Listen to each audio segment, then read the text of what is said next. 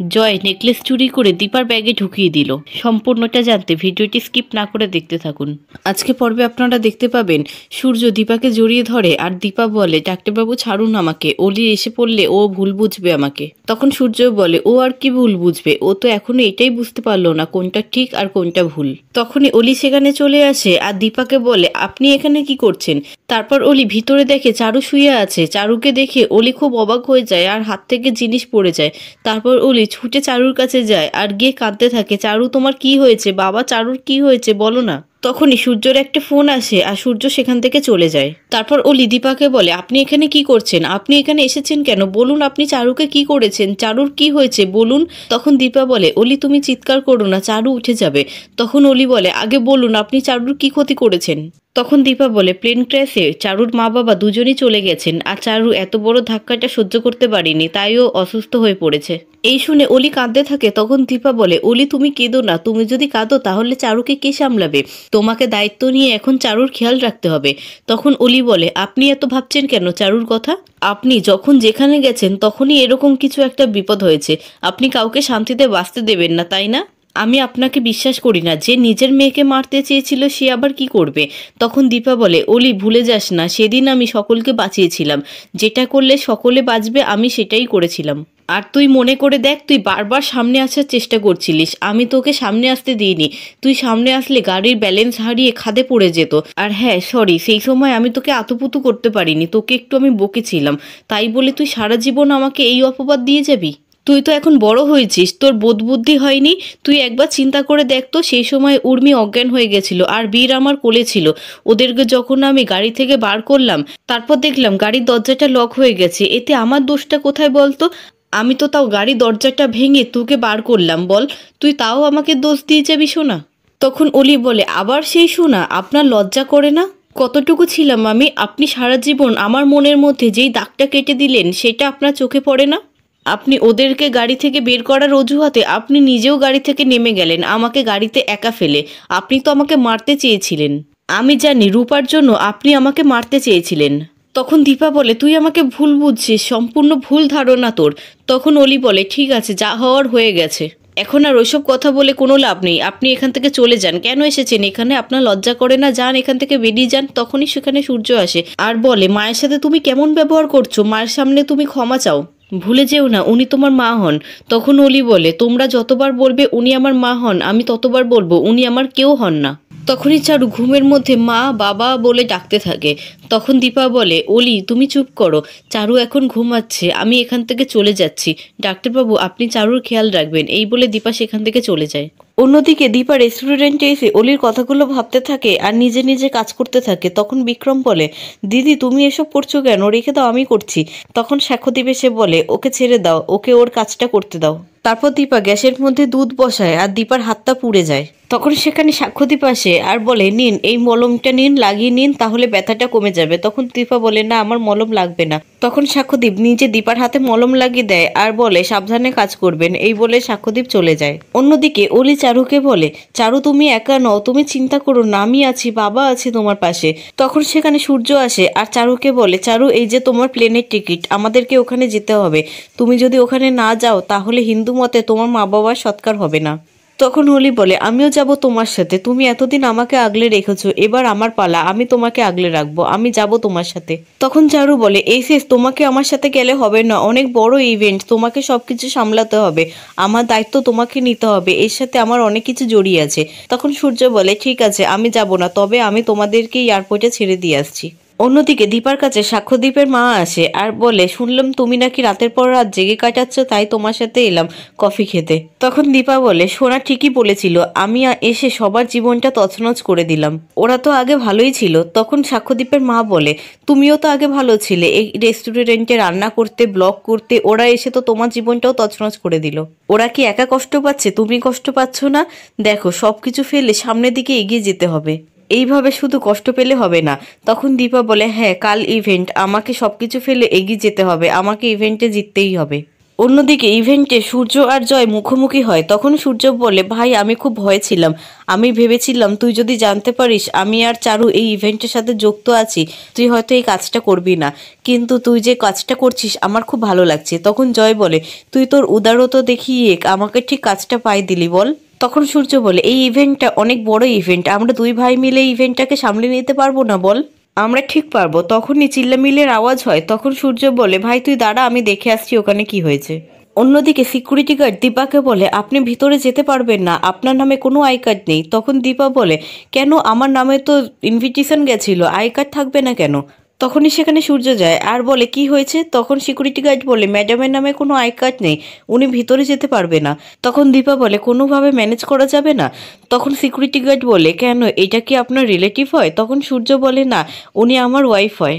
তখন দীপা দেখে দীপার নামে আই কার্ড সূর্যর গলায় আছে। তখন দীপা সূর্যর গলা থেকে আই কার্ডটা নিতে যাবে আর সূর্য দীপার হাতটা ধরে নেয় আর পুরোনো দিনের কথাগুলো ভাবতে থাকে। তখন দীপা সূর্যর গলা থেকে আই কার্ডটা খুলে নেয় আর সূর্যকে দেখায়। তখন সূর্য বলে, দীপা আমি সারনেমটা দেখে পড়ে নিয়েছি, আমি অতটা খেয়াল করিনি, আমার ভুল হয়ে গেছে। তখন দীপা বলে, কিছু জিনিস যতই নিজের হোক টেনে ছিঁড়ে আলাদা করে নিতে হয়। আচ্ছা চারু কেমন আছে? তখন সূর্য বলে, চারু আর অলি গেছে, ওরা হয়তো এক্ষুনি পৌঁছে যাবে। তখন দীপা বলে, আপনি গেলেন না ওদের সাথে, চারু সব সামলাতে পারবে তো? তখন সূর্য বলে, এই ইভেন্টের দায়িত্বটা আমার উপরে আছে, যতক্ষণ না ইভেন্টটা শেষ হচ্ছে ততক্ষণ আমি এখান থেকে যেতে পারবো না।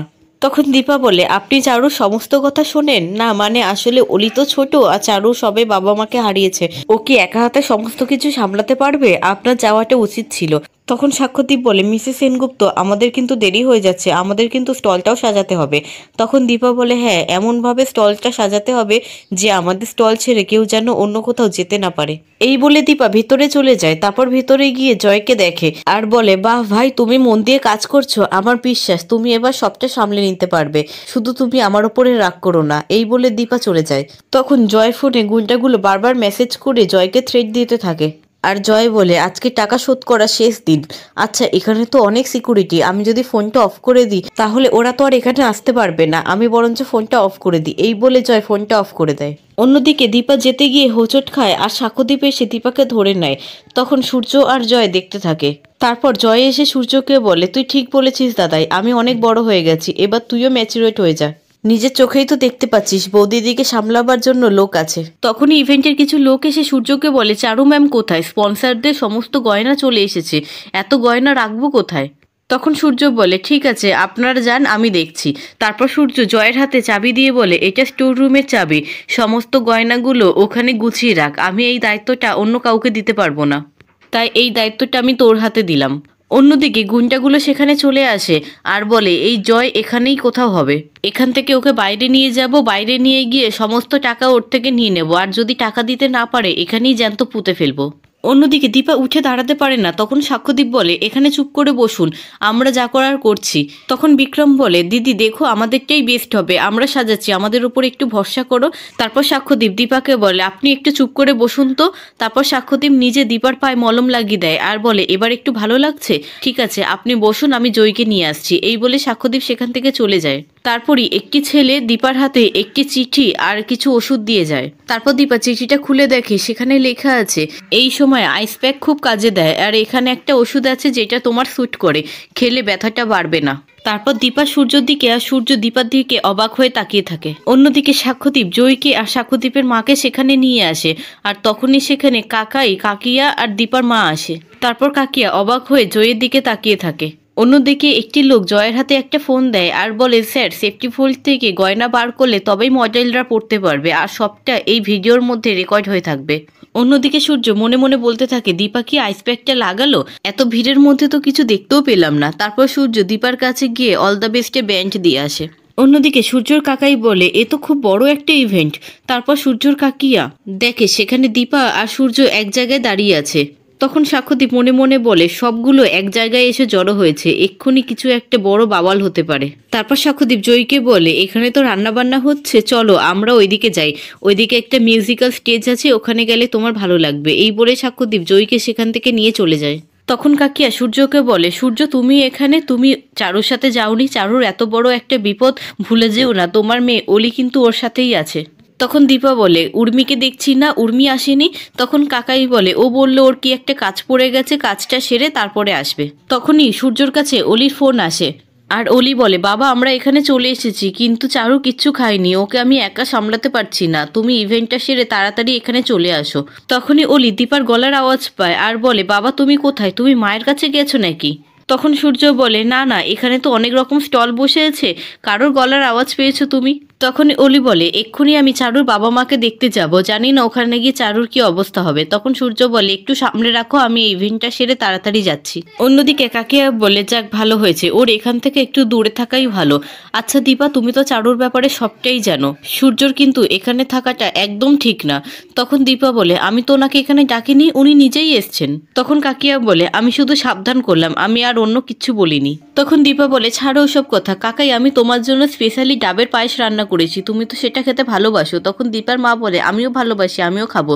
তখন সাক্ষ্যদীপের মা বলে না না আমি আগে খাবো, আমি এখানে আগে এসেছি। তখন দীপার মা সাক্ষ্যদীপের মা দুজনে মিলে ঝগড়া করতে থাকে কে আগে ডাবের পায়েস খাবে। অন্যদিকে সাক্ষ্যদীপ জয়ীকে মিউজিকের ওখানে গিয়ে বসায়, দুজনে মিলে মিউজিক শুনতে থাকে। হঠাৎ সাক্ষ্যদীপ দেখে স্টলের কাছে কিছু ঝামেলা হচ্ছে।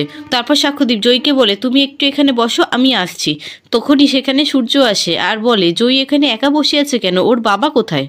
অন্যদিকে গুন্ডাগুলো জয়কে ধরে ফেলে আর মারতে থাকে আর বলে তুই আমার পয়সাগুলো এখনো দিলি না, ভাবতো তোর ছেলের তো এখন নতুন স্কুল, তোর ছেলে যদি স্কুল থেকে ঘরে না ফেরে তখন কি হবে?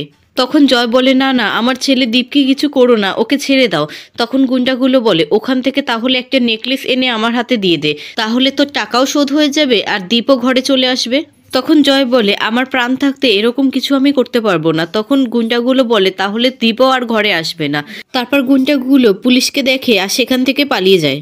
অন্যদিকে সূর্য জুস নিয়ে গিয়ে জয়কে বলে জয়মা তুমি এই জুসটা খেয়ে নাও। তখনই জয় চমকে যায় আর জুসটা জয়ের গায়ে পড়ে যায়। তখন সূর্য বলে জয়মা আই এম সরি, আমি বুঝতে পারিনি তুমি এইভাবে চমকে যাবে। তখন জয় বলে কি জয়মা জয়মা করছেন, আপনি কি আমাকে একটু শান্তিতে থাকতে দেবেন না? তখন সেখানে থাকা সমস্ত লোক সূর্যর দিকে অবাক হয়ে তাকিয়ে থাকে। তখনই সেখানে সাক্ষ্যদীপ আসে আর বলে জয়মা কি হয়েছে, তুমি ঠিক আছো তো? তখন জয় বলে পাপা আমাকে তুমি বাড়ি নিয়ে চলো, আমি আর এখানে থাকবো না। তারপর সাক্ষ্যদীপ জয়কে নিয়ে সেখান থেকে চলে যায়। অন্যদিকে দীপার মা আর সাক্ষ্যদীপের মা দুজনেই দীপাকে বলতে থাকে আমি আগে খাবো, আমি আগে খাবো। তখন দীপা বলে উফ তোমরা চুপ করবে, তোমরা যদি এইভাবে ঝগড়া করতে থাকো তাহলে আমি কিন্তু কাউকে খাবার দেবো না। তারপর দীপা সকলকে খেতে দেয়। অন্যদিকে জয় স্কুলে ফোন করে আর বলে দীপ কোথায়, দীপকে কি আপনারা ছেড়ে দিয়েছেন? তখন স্কুলের প্রিন্সিপাল বলে দীপ ওর মায়ের চিঠি নিয়ে এসেছিল। তখন জয় বলে দীপ ওর মায়ের চিঠি নিয়ে এসেছিল আর আপনারা একটু ভেরিফাই করলেন না, ওকে ছেড়ে দিলেন। তখন জয় কাঁদতে থাকে আর বলে আমি শেষ, আমি একদম শেষ, আমি তো এখন উর্মিকেও ফোন করতে পারবো না, তাহলে সবকিছু এলোমেলো হয়ে যাবে। তারপর জয় এসে সিন্দুক থেকে একটি নেকলেস বার করে নিজের পকেটে ঢুকিয়ে নেয় আর মনে মনে বলে নেকলেস বেচে যা টাকা পাবো সেই দিয়ে দীপকে ছাড়িয়ে নিতে পারবো, তুই আমাকে ক্ষমা করে দিস দাদাই, আমাকে ক্ষমা করে দিস। অন্যদিকে চারু সূর্যকে ভিডিও কল করে আর বলে এসেস আমি এখন কি করব, বাবা মায়ের দেহটা এমনভাবে ঝলসে গেছে, আমি শেষবারের মতন বাবা মাকেও দেখতে পেলাম না। এই বলে চারু কাঁদতে থাকে। তখন সূর্য বলে চারু তুমি চিন্তা করো না, আমি তাড়াতাড়ি যাচ্ছি তোমার কাছে। অন্যদিকে ইভেন্টে পুলিশ আসে আর জয় পুলিশকে দেখে খুব ভয় পেয়ে যায়। তারপর জয় দীপার ওখানে যায়। তখন দীপা জয়কে দেখে বলে ভাই তোমার কি হয়েছে, তুমি এইভাবে ঘামছো কেন, বসো তুমি এখানে বসো। তারপর দীপা জয়ের হাতে কিছু খাবার দেয় আর বলে এ নয় এটা খেয়ে নাও। তখন জয় একটি ব্যাগ দেখতে পায় আর জয় মনে মনে বলে এখন হাতটা এই ব্যাগের মধ্যে রেখে দিই, পুলিশ চলে গেলে এখান থেকে নিয়ে নেব। দীপ শোনা তোর জন্য আমার যা যা করতে হয় আমি তাই তাই করবো, তুই ভয় পাস না, আমি আসছি, তোকে আমি ঠিক ছাড়িয়ে নেব। তখনই সেখানে পুলিশ আসে আর বলে কেউ এই ইভেন্ট ছেড়ে কোথাও যাবেন না, এখানে খুব বড় একটা চুরি হয়েছে, সবার ব্যাগ আমাদেরকে তল্লাশি করতে দিন, আমরা সবাইকে সার্চ করব। তখন সেখানে সূর্য আসে আর বলে কি হয়েছে অফিসার? তখন অফিসারটি বলে এখানে সব থেকে দামি নেকলেসটা চুরি হয়ে গেছে। তখন সূর্য মনে মনে বলে ওই স্টলের দায়িত্বে তো ভাই ছিল। তখন দীপা মনে মনে বলে ওই স্টলের দায়িত্বে তো ভাই ছিল, সে কোথায় গেল? তারপর পুলিশ একে একে সকলকে সার্চ করতে থাকে। তারপর দীপার ব্যাগ থেকে নেকলেসটা পাওয়া যায়। এই দেখে সকলে খুব অবাক হয়ে যায় আর দীপা বলে আমি চুরি করিনি, আমি তো সবসময় এই স্টলের দায়িত্বেই ছিলাম, আমি চুরি করিনি, বিশ্বাস করুন নিশ্চয়ই কোথাও একটা ভুল হচ্ছে। তখন পুলিশ বলে সবাই চুরি করে এই কথাটাই বলে। তখন সূর্য বলে অফিসার নিশ্চয়ই কোথাও একটা ভুল হচ্ছে, উনি এই কাজটা করতে পারে না। তখন পুলিশ বলে সামনে থেকে সবাই সরুন, আমাদেরকে নিয়ে যেতে দিন ওনাকে। তখন জয় মনে মনে বলে সরি দাদাই, সরি বৌদিদি, আমি বাধ্য হয়ে এই কাজটা করেছি। তারপর পুলিশ সবার সামনে দিয়ে দীপাকে টানতে টানতে পুলিশ ভ্যানে তুলে নিয়ে চলে যায়। তখন দীপা বারবার বলতে থাকে, ডাক্তারবাবু আমি চুরি করিনি, আপনি বিশ্বাস করুন আমি চুরি করিনি। অন্যদিকে সূর্য পুলিশ অফিসারকে বলে, স্যার নিশ্চয়ই কোথাও একটা ভুল হচ্ছে, আমার দীপা চোর নয়, আমার দীপা চুরি করতে পারে না। তখন পুলিশটি বলে, যা বলার আপনি থানায় গিয়ে বলবেন। তখন সূর্য পুলিশ ভ্যানের পিছনে পিছনে ছুটতে থাকে আর মাটিতে পড়ে যায়।